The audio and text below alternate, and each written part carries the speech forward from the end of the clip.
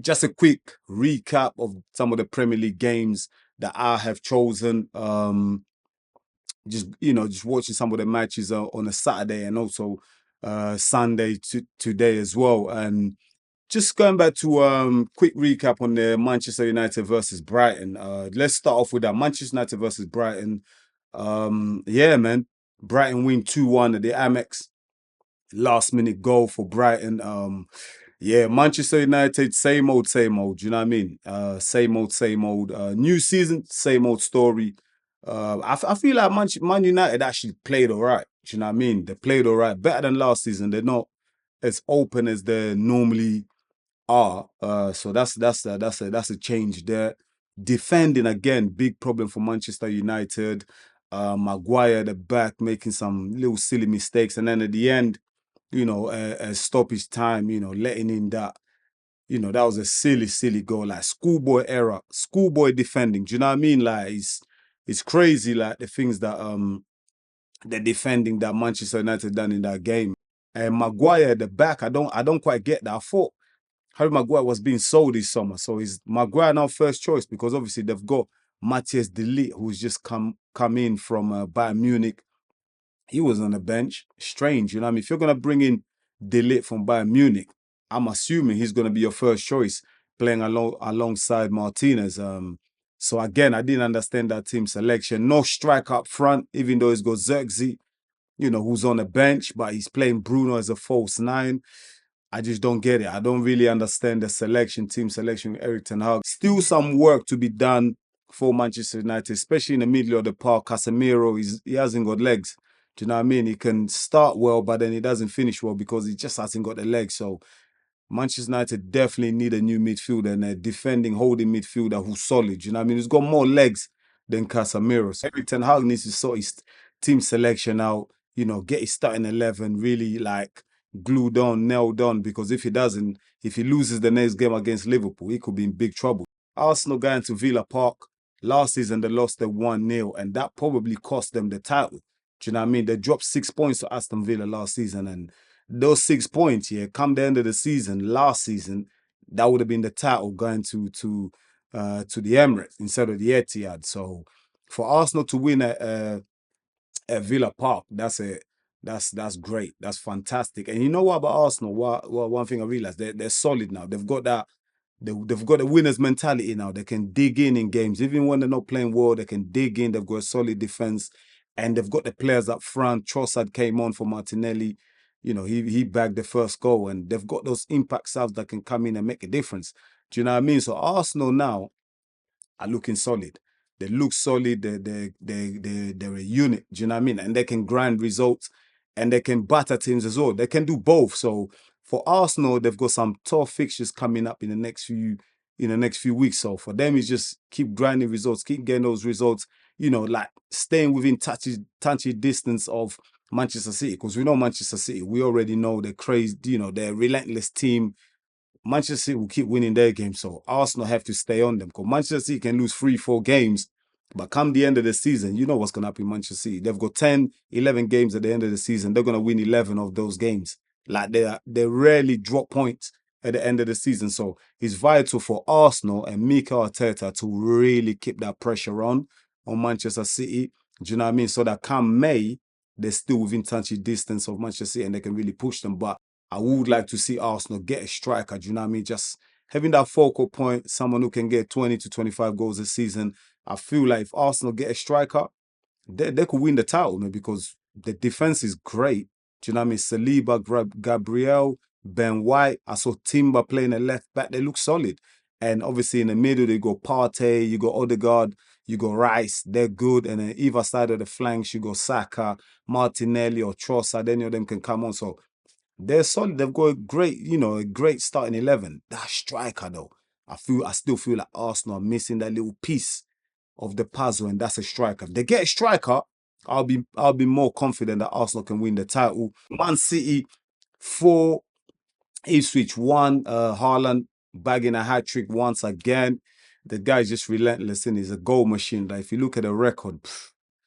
Crazy record for Haaland, you know what I mean? It's just crazy. Manchester City are Manchester City. They're doing what Manchester City do. Do you know what I mean? They went behind against Ipswich, and he's like, How dare? Do you know what I mean? Like when Ipswich scored that goal, Manchester City were like, how dare you score against us?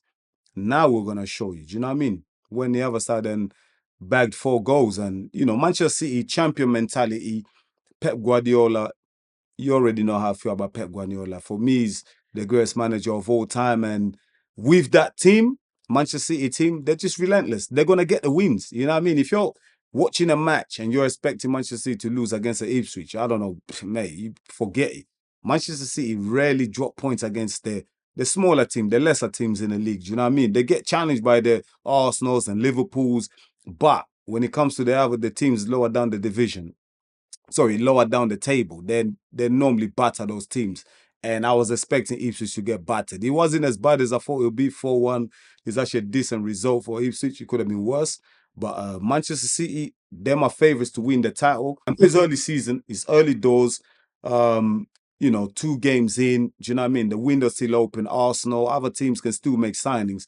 But for me personally, Man City is still the favourite. Still the favourite without a shadow of a doubt. Great result for Chelsea, 6-2, winning at Wolverhampton, Enzo Maresca. Do you know what I mean?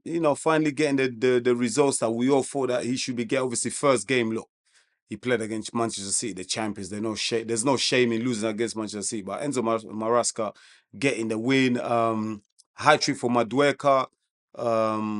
Hat trick of assist for Cole Palmer. Cole Palmer played well, man. Do you know what I mean? Cole Palmer needs to get more respect. Do you know what I mean? He doesn't get the recognition that I feel like Cole Palmer deserves, but he played really well. And that Chelsea team, yeah, that up front, they just signed Joao Felix. He scored a goal as well when he came on. So Chelsea looking good, man. Look, if Enzo Maresca can get that team blending, gelling, and playing that football that he wants to play, Chelsea, they're not, obviously, look, I don't think they're going to win the league, but Chelsea can challenge for that top 4. Do you know what I mean? They've got the players, they've got the midfield, man. They spent like 200 million on that midfield, Chelsea. So they can definitely do it. Up front, Jackson, he's still suspect, and he's still, I'm not sure about Jackson. I still feel like they need a striker up there, someone that's better than Jackson, someone who can finish chances when they get it, because opportunities don't come too often.